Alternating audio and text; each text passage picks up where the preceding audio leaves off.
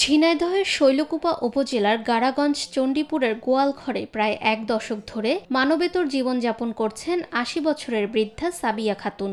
ভাঙা টিনের ঘর, নেই দরজা জানালা, নেই বিদ্যুতের ব্যবস্থা, রাত দিন একই অন্ধকার। ঘরে ছিল মাত্র একটি ভাঙা চৌকি, বালিশ, চাদর কিংবা ন্যূনতম প্রয়োজনীয় জিনিসও ছিল না তার। কখনো প্রতিবেশীর দয়ায় কোনো রকমে খাবার পেতেন, আবার কখনো অনাহারেই কেটেছে দিন। দীর্ঘদিন ধরে অবহেলা ও কষ্টই ছিল তার নিত্য সঙ্গী।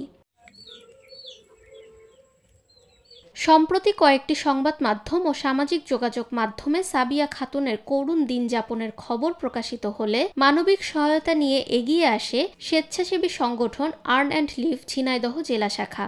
সংবাদটি দেখে সংগঠনটির প্রতিষ্ঠাতা পরিচালক ফরিদা ইয়াসমিন জেসি নিজ উদ্যোগে সাবিয়ার ভাঙা ঘর মেরামত সহ ২ মাসের খাবার সামগ্রীর ব্যবস্থা করে দেন।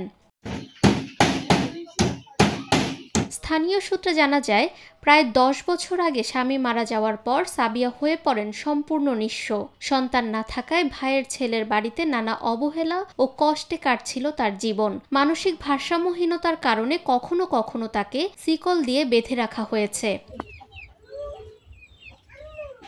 সংগঠনটির প্রতিষ্ঠাতা পরিচালক জানান, অসহায় মানুষের পাশে দাঁড়ানো তাদের মানবিক দায়িত্ব। সংগঠন প্রতিষ্ঠার পর থেকেই তারা দরিদ্র, প্রতিবন্ধী ও দুস্থ মানুষের জন্য কাজ করে যাচ্ছেন। ভবিষ্যতেও এ কার্যক্রম অব্যাহত থাকবে বলেও জানান তিনি। নিরপেক্ষ, সত্য প্রকাশে আপোষহীন।